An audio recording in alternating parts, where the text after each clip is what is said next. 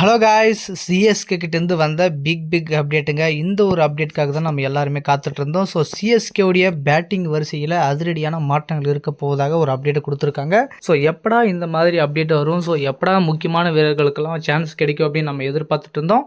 So அந்த ஒரு நாள் இப்போ வந்திருக்கு அப்படின்னு கூட சொல்லலாம். நாளை மும்பைக்கு எதிரான போட்டியில் சிஎஸ்கேவுடைய பேட்டிங் லைனப்பில் டிஃப்ரெண்ட்டான சேஞ்சஸ் இருக்க போகுது. அதிரடியான மாற்றங்கள் வந்து நடக்க போகுது. முக்கியமான வீரர்களுக்கு உள்ள சான்ஸ் கிடைக்கிறதுக்கான வாய்ப்புகள் அதிகமாக இருக்குது அப்படின்னு சொல்லிட்டு ஒரு தகவல் வெளியாயிருக்கு. ஸோ யார் எந்தெந்த லைனப், எந்தெந்த பிளேயிங் லெவன், அதே மாதிரி எந்த பேட்டிங் வரிசை சிஎஸ்கேனி நாளை களமிறங்க போகிறாங்க அப்படின்னு சொல்லிட்டு டீட்டெயிலாக பார்த்துடலாம் வாங்க. ஸோ நாம் எதிர்பார்த்த ஒரு பிளேயிங் லெவன் இல்லாமல் ஒரு டிஃப்ரெண்ட்டான பிளேயிங் லெவன், முக்கியமான 2 அதிரடி ஹிட்டர்கள் வந்து உள்ளே எடுத்துகிட்டு வர போகிறாங்க. அந்த ஹிட்டர்கள் உள்ளே வரதுனால சிஎஸ்கேனிக்கு அந்த மிடில் ஆர்டரில் வந்து பயங்கரமான ஸ்ட்ரென்த் வந்து கிடைக்க போகுது. ஸோ அந்த ஸ்ட்ரென்த்னால சிஎஸ்கேனி அந்த இவ்வளோ நாள் செஞ்சித்த அந்த ஸ்ட்ரகிள் மிடில் வந்து கொஞ்ச நாளாக வந்து ஸ்ட்ரகிள் பண்ணிகிட்ருக்கோம், அதை வந்து ஃபுல்ஃபில் பண்ணுறதுக்காக தான் இந்த அதிரடியான மாற்றங்கள் இருக்குது அப்படின்ற மாதிரி தகவல் வெளியாக இருக்குது. ஸோ நம்ம ஓப்பனிங்கில் பார்த்தீங்கன்னா ருத்ராஜ் கைவட்டும் சஞ்சு சாம்சனும் அஃபிஷியலாக வந்து களமிறங்க போகிறாங்க. அதில் எந்த ஒரு சேஞ்சஸும் கிடையாது. ஸோ ருத்ராஜ் கைவாட் இப்போ தான் வந்து கிட்டத்தட்ட ஒரு 6-7 போட்டிக்கு பிறகு ஒரு நல்ல கம்பேக் பண்ணியிருக்காரு. போன ப்ரீவியஸ் போட்டியில் அந்தளவுக்கு ஒரு நல்ல கம்பேக் இருந்துச்சு. பட் இருந்தாலுமே அவர் பர்ஃபார்மன்ஸ் பண்ண போட்டி அவருக்கு ஒரு வெற்றியே அமையலைன்றது ஒரு மிகப்பெரிய ஒரு வருத்தமாக இருக்குது. ஸோ அதையெல்லாம் விட்டு தள்ளுங்க. ஸோ தோல்வி வெற்றி எல்லாமே இருக்கும். அதிலிருந்து நம்ம என்ன கற்றுக்குறோம் அப்படின்றது ரொம்ப ரொம்ப அவசியம் இல்லையா? ஸோ அதுதான் வந்து ருத்ராஜ் கைக்வாட் வந்து அந்த ஒரு விஷயத்தில் வந்து கற்றுக்கிட்டு இருக்காரு. ஸோ அந்த ஃபார்மை வந்து நாளைக்கு நடக்கக்கூடிய மும்பைக்கு எதிரான போட்டியில் கண்டினியூ பண்ணுவாரா அப்படின்றது மிகப்பெரிய ஒரு கேள்வியாக இருக்குது. கண்டிப்பாக அவர்கிட்டருந்து ஒரு நல்ல பர்ஃபார்மன்ஸை நம்ம பார்க்கணும், ஒரு நல்ல ஃபார்மை வந்து கண்டினியூ பண்ணணும் அப்படின்ற மாதிரி தான் ரசிகர்கள் எதிர்பார்த்து காத்துட்ருக்காங்க. ஸோ என்ன பண்ண போகிறாரு அப்படின்றத நம்ம பார்ப்போம். அடுத்து பார்த்தீங்கன்னா சஞ்சு சாம்சன். ஸோ ஒரு மேட்ச் அடிக்கிறாரு, ஒரு மேட்ச் வந்து இதை ஃபார்ம் அவுட் ஆகிறாரு, ஒரு மேட்ச் அடிக்கிறாரு, ஒரு மேட்ச் ஃபார்ம் அவுட் ஆகிறாரு. அப்படி தான் அந்த காம்பினேஷன் வந்து தொடர்ந்து வந்துட்டுருக்கு. 115 அடித்தார், அடுத்த மேட்ச் 48 அடித்தார், அடுத்த மேட்ச் ஃபெயிலியர், அடுத்த மேட்ச் 100 அடித்தார், அடுத்த மேட்ச் ஃபெயிலியர். ஸோ இந்த மேட்ச் என்ன பண்ண போகிறார் அப்படின்னு தெரியல. ஸோ மும்பைக்கு எதிரான போட்டியில் இந்த மேட்ச்சில் வந்து அவர்கிட்ட மேபி வந்து ஒரு நல்ல பெர்ஃபார்மன்ஸை பார்க்கறதுக்கான சான்சஸ் அதிகமாக இருக்குது. நாளைக்கு சஞ்சுவுடைய நாளாக இருக்குமா அப்படின்றத வந்து ரசிகர்கள் எதிர்பார்த்து காத்துட்ருக்காங்க. ருத்ராஜ் கைக்வாட்டும் ஃபார்முக்கு வந்துட்டார், சஞ்சு சாம்சனும் ஃபார்முக்கு வந்துட்டார் அப்படின்னா கண்டிப்பாக சிஎஸ்கே அடுத்த லெவலுக்கு போகிறது எவனாலையுமே தடுக்க முடியாது. ஸோ அந்த ஒரு விஷயம் ரொம்ப ரொம்ப சந்தோஷமான விஷயமா இருக்குது. ஸோ அடுத்து பார்த்தீங்கன்னா ஊர்வில் பட்டேல் ரொம்ப ரொம்ப முக்கியமான பிளேயருங்க சிஎஸ்கேனிக்கு. 1-1 பொசிஷன் போன மேட்ச்சில் சான்ஸ் கிடைச்சிது. பட் இருந்தாலுமே அதை பெருசாக யூட்டிலைஸ் பண்ண முடியல. பட் இருந்தாலுமே ஒரே மேட்ச்ன்றதுனால அவரை வெளியே உட்கார வச்சிடக்கூடாது. ஸோ அடுத்தடுத்த போட்டியில் அவருக்கு சான்ஸ் கொடுக்கணும். ஏன்னா நல்ல பிளேயர், நல்ல குவாலிட்டி இருக்குது. ஸோ நாளைக்கு மும்பைக்கு எதிரான போட்டியில் மேபி வந்து அவருடைய அப்ரோச்சே வேறு மாதிரி இருக்கலாம். அதனால் வந்து அனதர் ஒன் சான்ஸ் அவருக்கு கொடுத்தா கண்டிப்பாக ஒரு நல்ல அப்ரோச் கொடுப்பாரு. ஏன் அப்படின்னா சர்ப்ராஸ் கானுக்கு ரீப்ளேஸ்மெண்ட்டாக தான் அவரை உள்ளே எடுத்துகிட்டு வந்தாங்க. பட் வந்து சர்ப்ராஸ் கானை கம்பேர் பண்ணும்போது இவரே பெட்டராக தான் பர்ஃபார்மன்ஸ் கொடுத்துருக்காரு அப்படின் போது ஸோ சர்ப்ராஸ் கானுக்கு கண்டிப்பாக அந்த ஆப்ஷனுக்கு போக மாட்டாங்க சிஎஸ்கேனி. ஸோ என்னை பொறுத்த வரைக்கும் ஊர்வில் பட்டேல் தான் அந்த பிளேயிங் லெவலில் இருக்க போகிறார், அதில் எந்த மாற்றமும் இல்லை. பட் இருந்தாலுமே அவருக்கு அந்த வாய்ப்பு கிடைச்சிருக்கு. ஏன்னா இத்தனை போட்டியாக வெளியே உட்காந்துருக்காரு, வெளியே உட்காந்து பார்த்துருக்காரு அப்படின் போது இந்த வாய்ப்பை சரியாக பயன்படுத்தி அப்படி கட்டியாக பிடிச்சி அவரை வந்து வெளியே எடுக்க முடியாத சுச்சுவேஷனை உருவாக்கிடணும். அப்போ தான் வந்து மற்ற வீரர்களுக்கு சான்ஸ் கொடுக்க மாட்டாங்க, உங்களையும் எடுக்க மாட்டாங்க. அப்படி ஒரு விஷயத்தை கிரியேட் பண்ணுங்கள். டொமஸ்டிக்கில் எப்படி வந்து உங்களுடைய ஹிஸ்ட்ரி வந்து கிரியேட் பண்ணி வச்சுருக்கீங்களோ அதே ஒரு ஹிஸ்ட்ரியை வந்து ஐபிஎல்ல கிரியேட் பண்ணுங்கள். ஸோ அந்த இடத்துலையும் ஆறுது ஒன்று தான், இங்கேயும் ஆறுது ஒன்று தான் அப்படின்னு நினச்சிட்டு இருக்கோம்ல. ஸோ அந்த இடத்துல வந்து எப்படி ஆடணும், இந்த இடத்துல எப்படி ஆடணும் அப்படின்ற மைண்ட் செட் இருக்கு இல்லையா?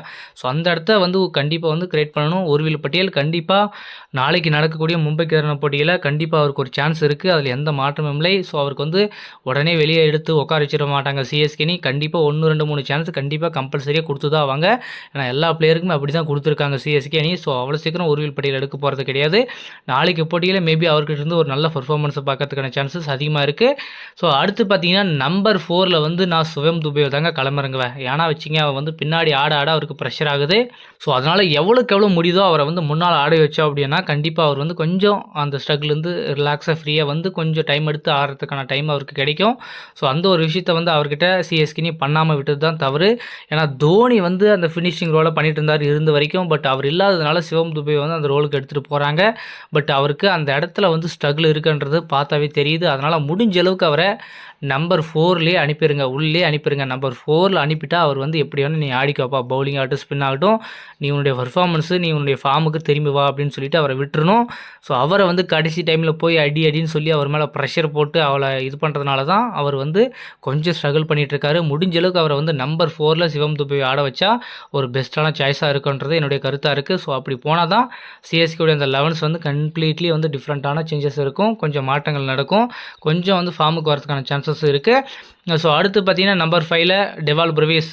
போன சீசன் எப்படி வந்து அவருக்கு அந்த நம்பர் 5 ஸ்லாட்டை வந்து கம்ப்ளீட்லி இதுதான் உனக்கு அப்படின்றத ஃபிக்ஸ் பண்ணாங்களோ அந்த ஒரு மாற்றத்தை ஏன் வந்து இந்த சீசன் அவருக்கு ஃபிக்ஸ் பண்ணலாம் அப்படின்றத ஒரு கேள்வியாக இருக்குது. முன்னாடி பின்னாடி ஸோ இந்த மாதிரி மாற்றி மாற்றி ஆடிட்டு இருக்கிறதுக்கு அவரை வந்து அந்த இடத்துல ஆட வைங்க, கண்டிப்பாக நல்லாயிருக்கும்.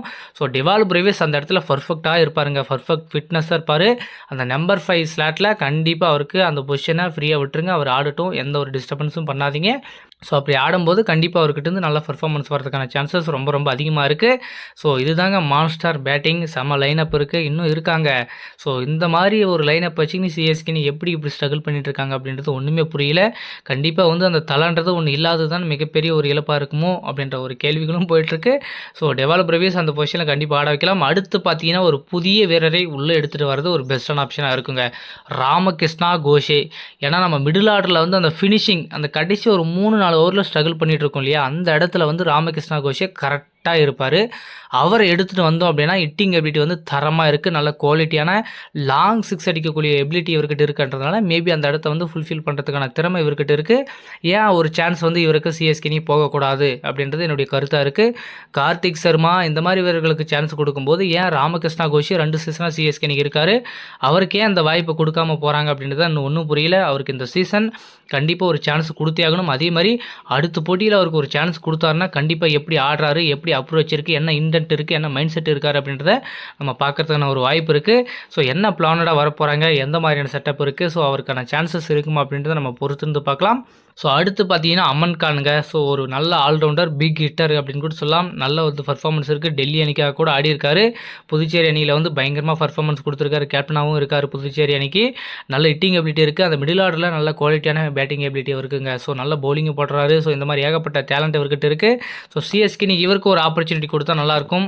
அதுக்கப்புறம் ஜெமி ஓவர்டன் இந்த மாதிரி பேட்டிங் லைனப் வந்தாங்கன்னா சிஎஸ்கே வந்து அப்படி கம்ப்ளீட்லி ஃபுல்ஃபில் ஆயிரும். ஸோ 7 இருக்குது, ஸோ ஜிம்மி ஓவர்டன் ஒரு 8ன்றதுனால அடுத்து ஒரு 3 பவுலர்ஸ் அகில் ஹுசைன் வந்து ஒரு பக்கம் இம்பாக்ட் பிளேயர் யூஸ் பண்ணிக்கலாம், 100 ஆகும்போதும் அனுசுல் காம்போஜ், அது ப்ளஸ் வந்து இவர் யூஸ் பண்ணிக்கலாம் முகேஷ் சௌத்ரி. இந்த ஒரு ஆப்ஷன் வந்து பெஸ்ட்டான ஆப்ஷனாக இருக்குது. ஸோ இந்த ஒரு பிளானில் போனால் அப்படி இருக்கும். இல்லை அமன் கான் வேணாம், ஓவர்டனை வச்சுக்கிட்டு அதுக்கப்புறம் இன்னொரு பவுலிங் லைனப் வந்து எக்ஸ்ட்ரா குர்ஜப்ரீத் சிங் எடுத்துகிட்டு போனால் நல்லாயிருக்கும் அப்படின்னா கூட ஓகே, இந்த ஆப்ஷனும் ஒரு பெஸ்ட்டான ஆப்ஷனாக தான் இருக்குது. ஸோ இந்த ஒரு பிளானில் வந்து சிஎஸ்கே இருந்தாங்கன்னா ஒரு பெட்டரான ஆப்ஷனாக இருக்கும் அப்படின்றது என்னுடைய கருத்தாக இருக்குது. இந்த பேட்டிங் லைனப் கண்டிப்பாக பர்ஃபெக்ட் ஃபிட் அப்படின்னு கூட நான் சொல்லுவேன். இந்த பேட்டிங் லைனப்பை எடுத்துகிட்டு போனால் மும்பைக்கு எதிரான போட்டியில் சிஎஸ்கே பயங்கரமான ஒரு இம்பாக்டை கிரியேட் பண்ணுறதுக்கான சான்சஸ் ரொம்ப ரொம்ப அதிகமாக இருக்குது. ஸோ என்ன மாதிரியான பிளானோட வர போகிறாங்க சிஎஸ்கே அந்த பிளேயிங் லெவலில் நாம் எதிர்பார்த்த வீரரை உள்ளே எடுத்துகிட்டு வர போகிறாங்களா அப்படின்றத நம்ம பொறுத்திருந்து பார்க்கலாம். ஸோ எந்த மாதிரியான பிளானோட வர போகிறாங்க, சிஎஸ்கேவுடைய பிளேயிங் லெவன் எப்படி இருக்க போகுது, ஸோ அடுத்து வந்து பிளேயிங் லெவன் குறித்து சில அப்டேட் எல்லாம் நம்ம பார்க்கலாம். ஸோ இதுதான் பேட்டிங் லைனப் வந்து கொஞ்சம் சேஞ்சஸ் பண்ணால் நல்லாயிருக்கும் அப்படின்றது என்னுடைய கருத்தாக இருக்குது. உங்களுடைய கருத்து எப்படி, ஸோ எந்த வீரர் உள்ள எடுத்துகிட்டு வந்தால் நல்லாயிருக்கும், பேட்டிங் லைனப் எப்படி சேஞ்ச் பண்ணால் நல்லாயிருக்கும்னு சொல்லிட்டு உங்களோட கருத்துக்களை மறக்காமல் கமெண்ட் பண்ணுங்கள். அடுத்து ஒரு சூப்பரான அப்டேட்டோட சந்திக்கலாம். Bye, see you guys.